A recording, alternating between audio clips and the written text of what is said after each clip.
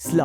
هاد المدينه ماشي غير انت اللي تجريسيتي فيها، ولكن ملوك كبار ديال القاره الاوروبيه كانوا كيخافوا منها. القصه كتبدا في القرن 17. سلا كانت عامره بالناس، مسيحيين، يهود ومسلمين، واغلبهم كانوا موريسكيين هربوا من الاضطهاد والمذله في الاندلس. مدينه صغيره واقفه قدام البحر، والبحر بحال شي باب كبير كيجيب الرزق وكيجيب حتى الاعداء والمشاكل. من بعد السقوط ديال الاندلس بزاف ديال البحاره تشردوا، لقاو راسهم لا خدمه لا ردمه لا فلوس لا ماكله. وهنا غادي يجي واحد السؤال اللي غادي يبدل التاريخ: واش حنا غادي نبقاو هكا؟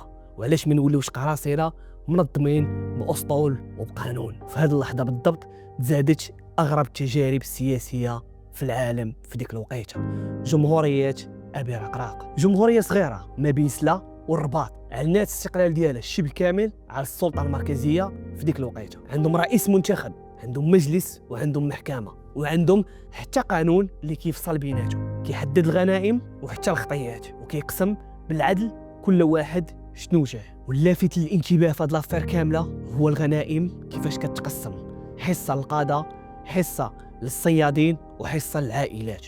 والحصه الكبيره في هادشي كامل كانت كتمشي للفقراء والناس اللي محتاجين. قراصنه ديال سلا ما كانوش لهبيه، كانوا خبراء في الفنون الحرب البحريه. كانوا عندهم سفن سريعه وخفيفه بحال شي 96 مبريباريا. كانت عندهم اسلحه ديفلوبيه في ديك الوقيته، مدافع قويه، والهجمات كانوا كيديروها بالليل. غفل طارت عينك، كاع الدول الاوروبيه ما قدراش تسيطر عليهم ولا تجيب بلانهم. هجموا على سفن كبار ديال هولندا، اسبانيا، فرنسا، داروا الرعب في قلوب هاد الناس. وحتى البواخر اللي كانت قريبه من السواحل الامريكيه.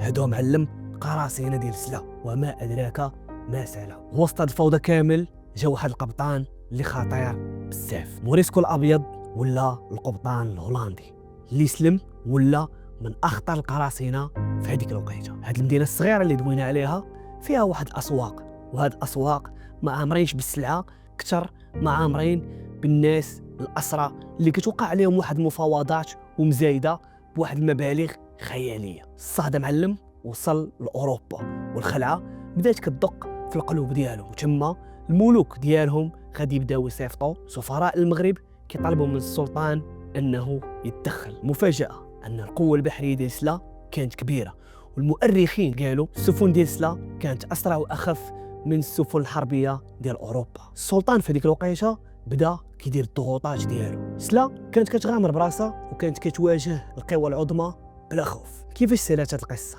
القصه ما سالاتش بحرب عالميه ولا بهجوم اوروبي، سالات من الداخل. كيف دوينا في الفقره الاولى قلنا ان القوه ديالها كانت في توزيع الغنائم، ولكن هاد المره الطمع غادي يبدا يدخل بيناتهم، والمشاكل والمساوس اللي غادي يخليهم يتفرتكوا.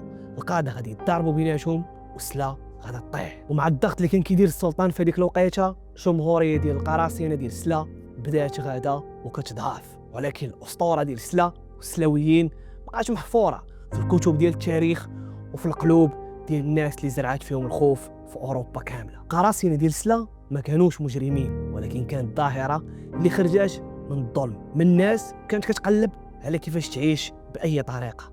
انت ولا انت لا كنتي من ولاد سلا ومفتخر انك من القراصنه، ما تنساش تخلي لي كومونتير في هذا الفيديو، تابوناو في لاشين، خليو ان كومونتير وديروا جيم وبارطاجيو هذا الفيديو، لان هذا الشيء كيعاونني. السلام عليكم.